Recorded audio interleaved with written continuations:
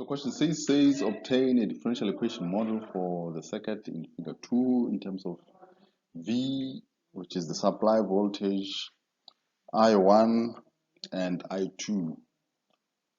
And we can see from this equation that our preliminary analysis would say if we use KCL, so Kirchhoff current law, we see that there's a node here, this node in particular. Current I2 goes out of the node and current I1 goes out of that node, which means the current that comes into the node, this current has to be I1 plus I2. So it therefore means the current flowing here is I1 plus I2 because of KCL. Now, we also know that because of KVL, the voltages across the around the loop have to be equal to the supply voltage. So if you draw the loop that involves I1, we have the supply voltage and we have the resistor, inductor, capacitor, resistor, and so on and so forth. So we have a resistor here, R2, C1, L1, R1. So it means therefore the voltages around this loop have to be equal to the supply voltage. And then we can also consider KVL for the voltage around another loop. And this loop would be the loop around R1, inductor L1, capacitor C2, inductor L2. So this would be the loop number 2 that we will need to consider. So we can have our equations from these two loops also while also observing the KCL. And before we generate those equations, in fact, we need to have a reminder to recall how a resistor works. For the resistor, we say the voltage across the resistor is equal to the current times the resistance. This is how the resistor works. And then for a capacitor or inductor,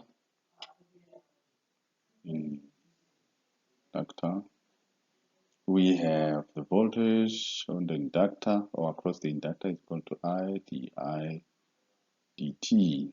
That is the voltage of the inductor. And then the voltage on the relationship of the capacitor is spelled in terms of charge. So we said charge is equal to the integral of current dt, which is equal to CV. This is the equation of the inductor. So we can use these equations to establish our differential equation models for the circuit. So now let's look at then loop 1, loop number 1, and we use in loop number 1 we use KVL. So we say the supply voltage V would be equal to voltage across R1 plus voltage across voltage across L1. That's inductor 1 plus the voltage across capacitor 1 plus the voltage across resistor 2. So this is this loop that we're talking about. So effectively what we're talking about is this loop from here to here all the way around like that. That is loop number 1. Let me cancel that. Yeah. Now we can further show that this voltage is equal to Based on this equation, for the resistor 1 is going to be I plus I1 plus I2 times resistor 1, because the current that flows in resistor 1, according to this KCL, the current that flows here, it's I1 plus I2. So the voltage has to be I1 plus I2 times R. The current that flows around through L1 is also a combination. So using this equation here, we can substitute and say derivative L times derivative of I1 plus I2 dt is equal to voltage across inductor 1 plus voltage across capacitor 1, which is this one. So I1 flows across capacitor 1. So the voltage would be 1 over C, the integral of the current, which is I1 dt, plus, now we consider R2, the current that flows around R2 is I1, and then R2. So this then becomes our equation 1. This is our equation 1. And then for equation 2, we look at loop. Let me use a different marker for that. Let me use a different marker. So we look at loop number 2. So for loop number 2, we use KVL.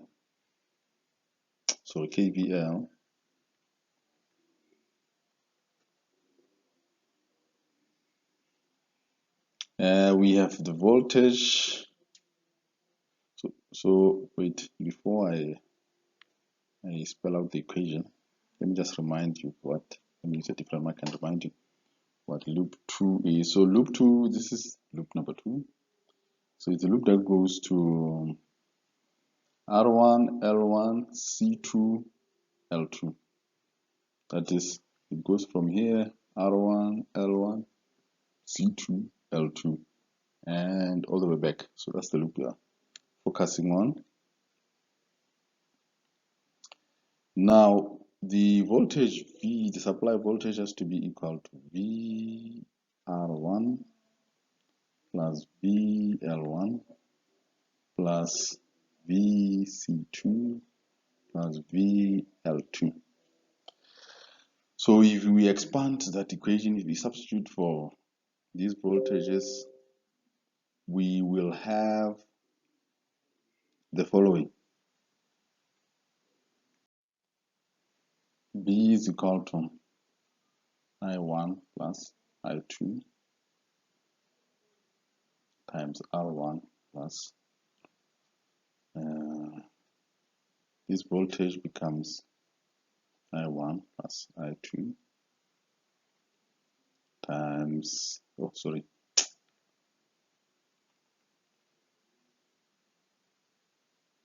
let's get this one correct. It's the inductor voltage L1, the IDT, but I is I1 plus I2, and then plus, now we come into C2, it's 1 over C2 integral of I2, because this is I2 that goes here, and then plus, and then the inductor L2, we have L2 di2 dt. So this then becomes our equation number 2. So these two equations are our differential equation models. Equations 1 and 2 become our differential equation models, which answers the question. Moving on to question 7, we need to consider the system of two masses sliding on a frictionless surface shown in figure 3, actually figure 2, where K is equal to the displacement of mass 1 and mass 2 are x1 and x2 respectively. So the first question says derive the transfer function x2 as the output, f as the input for a system when all of the value of the masses is 1. So as you may recall, our procedure for analyzing the mass spring dashboard system is to first establish the free body diagrams. So let's draw first now the free body diagram of mass 1. So free body diagram of mass 1 with its displacement x1. So what do we have? So what we have is there's a force going to, there's a force towards the right, and then as always with springs, there's a force that resists the motion, which is the spring's resistance there, the resistance put up by the spring. And we can, from this free body diagram, establish that the second law of Newton is that 1 m1 times acceleration x1, so that's x1 dot dot, is equal to the force minus the resistive force, which is k times x1 relative to x2. So then this becomes our equation 1. And then we can establish that we can draw another free body diagram for second mass M2. And what happens there in M2 is you have a displacement x2 and a force,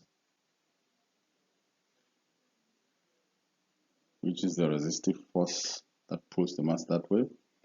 So our equation of motion, second law of Newton, m2 x2 dot dot, acceleration is equal to the sum of forces, and the force acting here is the resistive force x2 with respect to x1. So this we'll call equation number 2. Now so moving on, we have just established equation number 1 and equation number 2.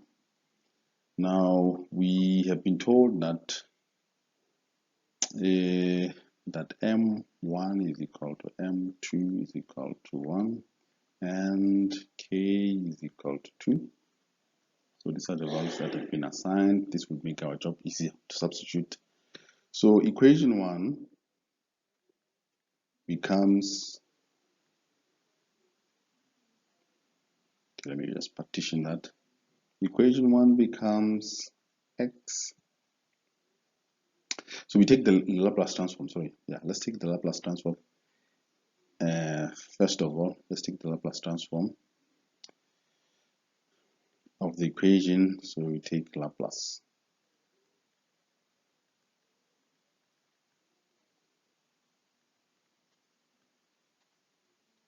So equation 1 becomes s squared m1 x 1 of s is equal to f of s minus k x1 of s minus x2 of s. Now we substituting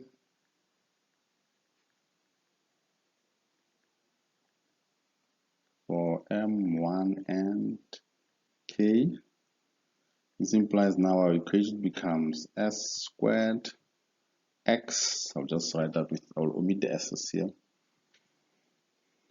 times f minus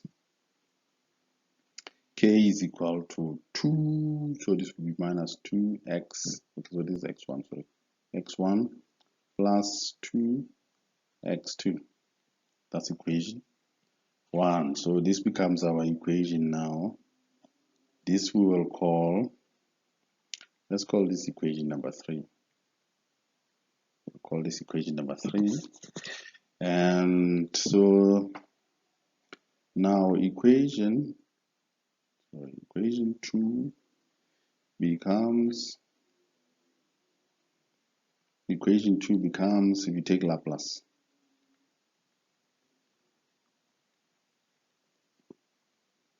equation 2, we take Laplace and substitute,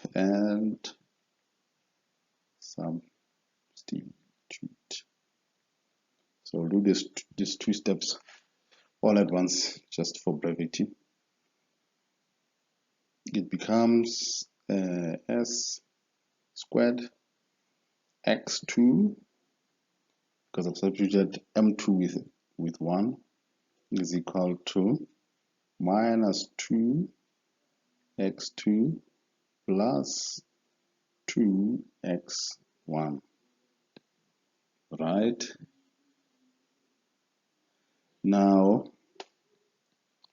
we make x2 subject, x1 subject of formula. Then it means that we therefore have s squared minus, plus 2 times x2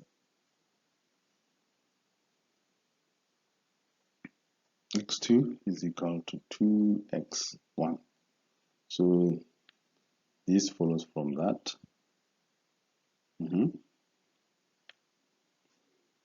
Right, which therefore means that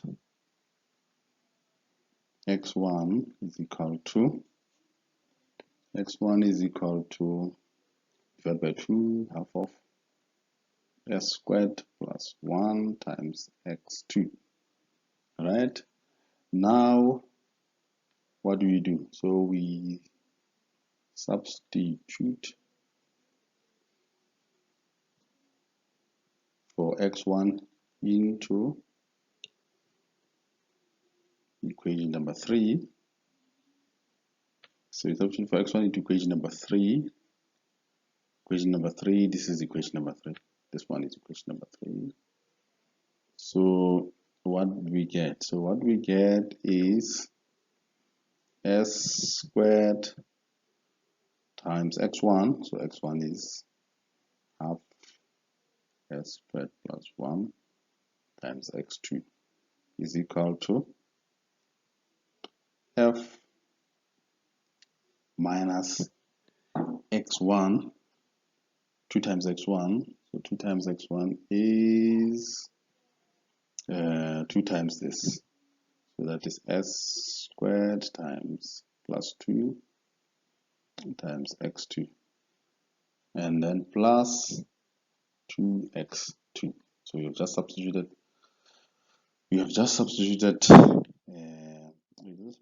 into equation x1. So you've taken this x1 and placed it now into equation 3, which is this and that. Now, so let me just cancel this so that it makes sense here. It's x2. Yeah, so now we can make, the reason why obviously we wanted to substitute for x1 is because we wanted to eliminate x1. Remember, the question says we should find a transfer function g of s which is equal to x2 of s divided by f of s. So we wanted to eliminate x1, which is why we had to substitute for x1. Right, so now we can in fact collect the like terms. We can bring in all of these terms that are of x2 into this side of the equation, right? So let's do that now. We will have, therefore, this side we have x2 be multiplied by half of s to the power 4 plus s squared x2 plus s squared plus 2x2 minus 2x2 is equal to f. Now, so this one is a plus here. Yeah, huh? No, it's a minus. It's a minus. Sorry, it's a minus. So it's a minus here because it goes to the other side. It changes because this goes to the other side, and then it changes the sign. And then this one also goes to the other side. It becomes a plus here. Now that we have established that, we can just put it under a common bracket. We have 1 over half s to the power 4 plus s to the power 2. Plus. And then we have plus s squared plus 2 minus 2 all times x2 is equal to f. Now this means therefore we have half of s to the power 4, and then plus this gives us 2s to the power 2, and so this plus 2 minus 2 they cancel each out. We have x2 is equal to f. Now here, looking at that, it therefore means I don't have space now. Let me see. Let me do this. Let me just write it here. Let's write a new. Let's write a new line here. Just draw a new line.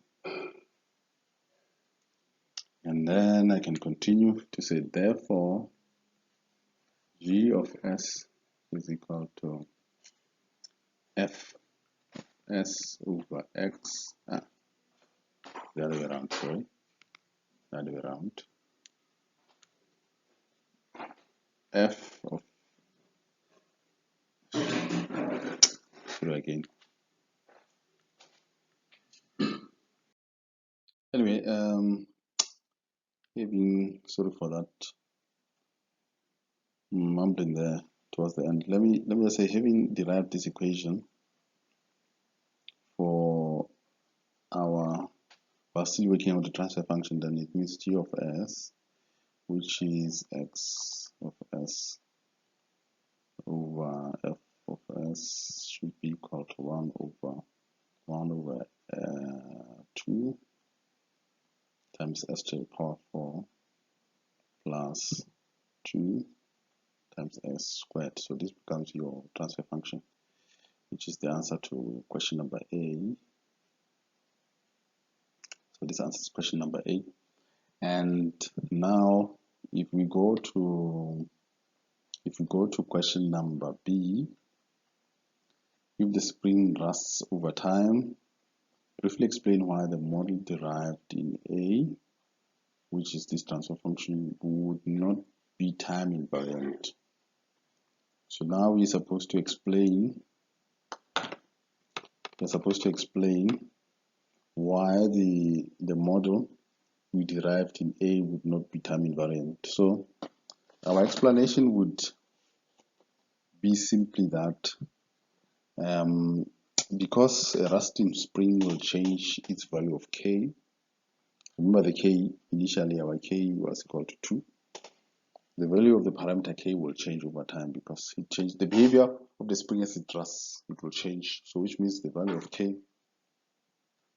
in this k would change. So the model of the system would definitely have to change as well, because remember this k, which was 2, has some bearing on these values, 2 as well as half. So which means because a rusting spring's parameter k would change, so the model of the system will also change over time. This means therefore the model of the system would be time varying. So that explanation will suffice to briefly explain why then if there's rust on the spring, the model would not be time invariant. So question 12 says, is the following model of a system with input x and output f homogeneous? Explain briefly. And we have two systems under consideration. A, f of x is equal to ax plus 1, And the second one, f of x is equal to 3x squared times x. Now, if you look at section 2.3 of your reference text and previous lecture 1, you will notice that we said linear systems have homogeneity property as well as observing the principle of superposition. So a linear system is homogeneous. So now the definition of homogeneity is given in the text under section 2.3. It says, consider a system with input x that results in an output y of t. Then the response of a linear system to a constant multiple of an input x must be equal to the response of the input multiplied by the same constant, so that the output is equal to beta times y. This is called the property of homogeneity. So in actual fact, what homogeneity says is, if you have a system and this system is given an input x and the system gives out an output y, then it implies that if you give the same system an input beta times x, the system must give you beta times y. That's what homogeneity says. So it should scale, the output should scale at the same rate as the input. In fact, what it means, therefore, we can say this boils down to, for a system to be homogeneous,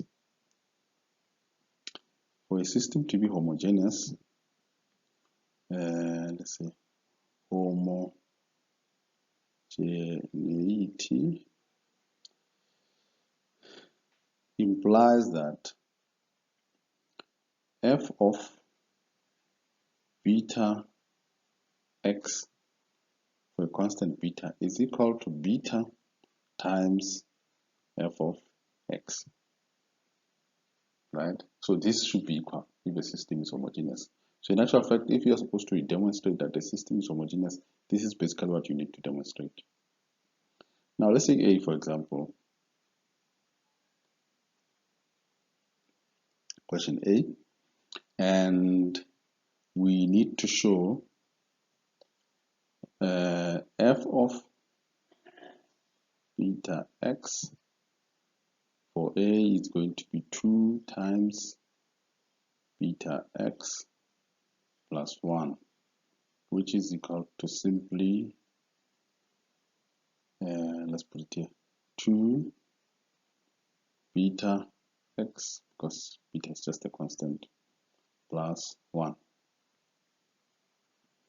Now we need to verify another part of homogeneity, and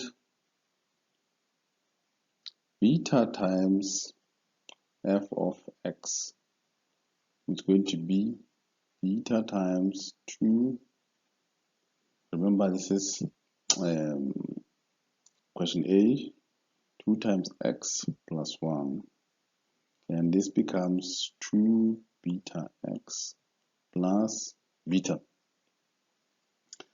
Now we see that 2 beta x plus beta is not equal to 2 beta x plus 1.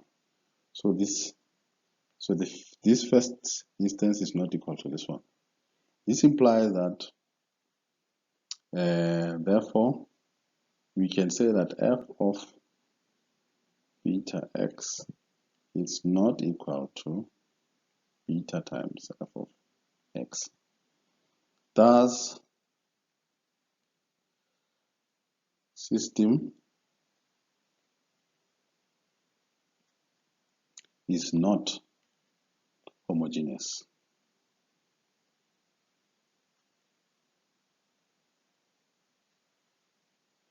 This system is not homogeneous.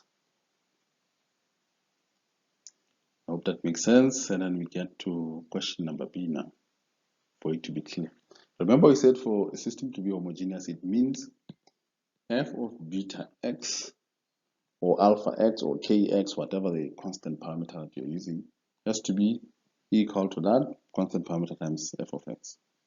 So in this case, if we consider b, for b we have f of beta x, it's going to be 3 to the power 2 times, so beta x, which is equal to 9 times beta x. And beta times f of x is equal to beta times 3 squared x, which is equal to 9 beta of x. Therefore, 9 beta x is equal to 9 beta x. So this is equal to that.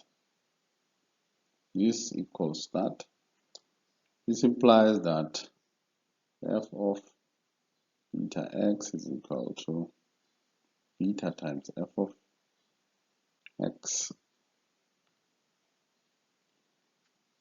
We can then conclude that this system